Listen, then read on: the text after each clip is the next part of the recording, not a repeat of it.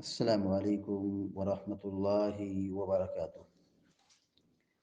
الحمد للہ رب العالمین والعاقبۃ للمتقین والصلاة والسلام علی اشرف الانبیاء والمرسلین نبینا محمد وعلی آلہ وصحبہ اجمعین ومن تبعهم بإحسان إلى يوم الدين أما بعد،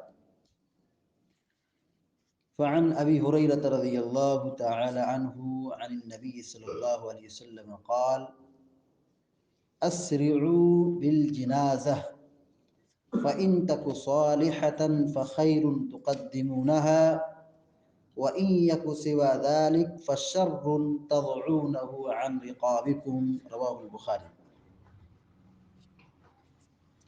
ابھی آپ کے سامنے بخاری شریف کی ایک چھوٹی سی روایت پڑھی گئی ہے۔ سیدنا ابو ہریرہ رضی اللہ تعالی عنہ بیان فرماتے ہیں کہ نبی کریم صلی اللہ علیہ وسلم نے فرمایا: اسرعوا بالجنازہ، جنازہ کو جلدی لے چلو، میت کو دفن کرنے کے لیے جلدی کرو۔ کیوں جلدی کرو؟ اس کی حکمت کیا ہے؟ یہ تعلیم کیوں دی جا رہی ہے؟ پیارے نبی صلی اللہ علیہ وسلم کہتے ہیں: فَإِن تَكُ صَالِحَةً فَخَيْرٌ تُقَدِّمُونَهَا، کیونکہ اگر مرنے والا شخص اچھا ہے، نیک ہے، تم اس کو اچھائی اور بھلائی کی طرف، خیر کی طرف جلدی آگے کر دو، کیونکہ یہ قبر کا جو گڑھا ہے جسے میت کو دفن کیا جاتا ہے، اچھے آدمی کے لیے وہ اچھی جگہ ہے، مومن کے لیے بہت پیاری جگہ ہے۔ وہاں جنت کی کھڑکی کھول دی جاتی ہے، جنتی لباس بچھا دیا جاتا ہے، جنتی لباس پہنا دیا جاتا ہے، وہاں ٹھنڈی ٹھنڈی ہوائیں آتی ہیں، پرسکون زندگی ہے مومن کے لیے، تو کیوں روک کے رکھے ہو؟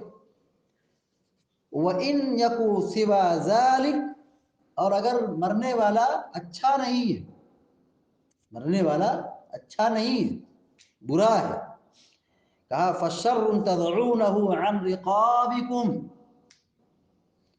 تو اس برے شخص کو اپنی گردن سے جلد آزاد کر دو، یعنی جلدی اس کو دفن کر دو۔ روک کر کے کیا مطلب ہے؟ برا آدمی ہے، اس کو روک کر کے گھر میں کیا مقصد ہے؟ اپنی گردن سے اس کو آزاد کر دو۔ پیارے نبی صلی اللہ علیہ وسلم نے کفن دفن کے لیے، میت کو دفنانے کے لیے جلد بازی کی تعلیم دی ہے۔ اسی حدیث کی تشریح میں حافظ ابن حجر الاسقلانی رحمۃ اللہ علیہ لکھتے ہیں کہ طبرانی کی ایک حسن روایت ہے، اللہ کے نبی صلی اللہ علیہ وسلم نے فرمایا: اذا مات احدکم فلا تحبسوا، جب تم میں سے کوئی شخص انتقال کر جائے، تمہارے گھر میں کسی کا انتقال ہو جائے، تو تم اس کو روک کے مت رکھو، انتظار مت کرو۔ وَأَسْرِعُوا بِهِ إِلَىٰ قَبْرِ، اور اس کو قبر میں دفن کرنے کے لیے جلد بازی کرو، جلدی مطلوب ہے، اس میں تاخیر یہ سنت کے خلاف ہے۔ پیارے نبی صلی اللہ علیہ وسلم کے زمانے میں تدفین کا معاملہ اتنا آسان تھا کہ جلد دفن کر دیتے تھے۔ دیکھیے، مسجد نبوی کے اندر ایک عورت رہتی تھی، وہ مسجد کے اندر جھاڑو لگاتی تھی، اس کا انتقال ہو گیا، صحابہ اکرام نے راتوں رات دفن کر دیا۔ پیارے نبی صلی اللہ علیہ وسلم کو نہیں بتایا کہ نبی صلی اللہ علیہ وسلم گھر سے نکلیں گے، بیدار ہوں گے، چلیں گے، پھر آئیں گے، جائیں گے، تو آپ صلی اللہ علیہ وسلم کو خبر نہیں دی، جنازے کا اعلان نہیں کیا۔ اعلان مطلب بتلایا نہیں، اعلان کا مطلب بتلایا نہیں، اور آپ صلی اللہ علیہ وسلم کو خبر نہیں لگی اور راتوں رات دفن کر دیا۔ پھر اس کے بعد جب دیکھا مسجد میں وہ عورت نظر نہیں آ رہی ہے، پوچھا کیا معاملہ ہے، اس عورت کے بارے میں سوال کیا، کہا کہ رات میں انتقال ہو، اس کو دفن کر دیا۔ ہم سوچ سکتے ہیں کہ صحابہ اکرام تدفین کے معاملے میں کتنا جلد بازی کرتے تھے۔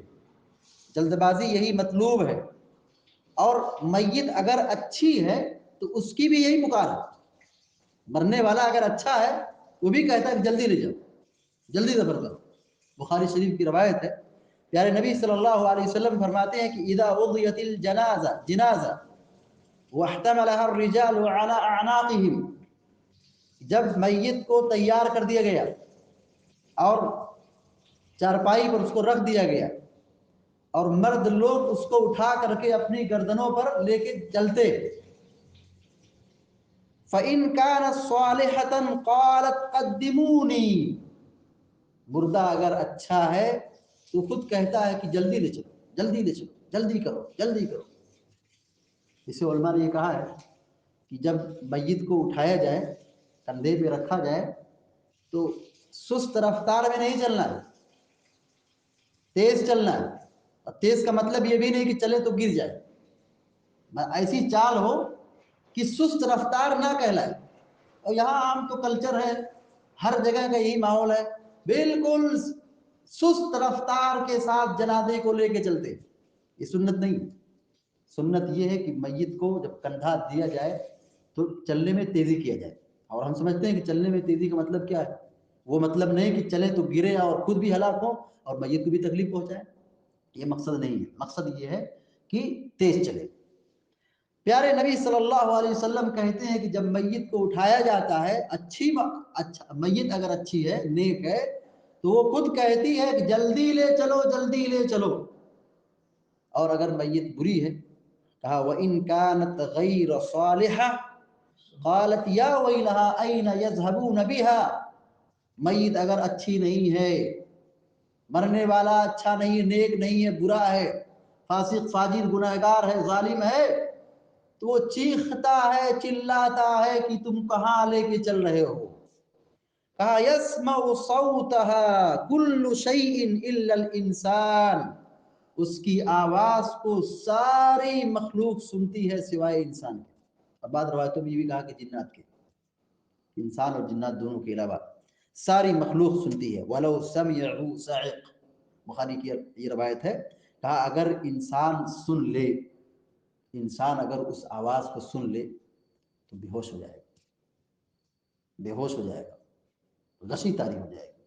یعنی کتنے درد اور کتنی سختی کے ساتھ اور کتنی بے دردی کے ساتھ وہ چیختا ہے، چلاتا ہے، کیونکہ وہ برزخ کی زندگی ہے، وہ ہم نہیں سن سکتے اور انسان سن بھی نہیں سکتا ہے۔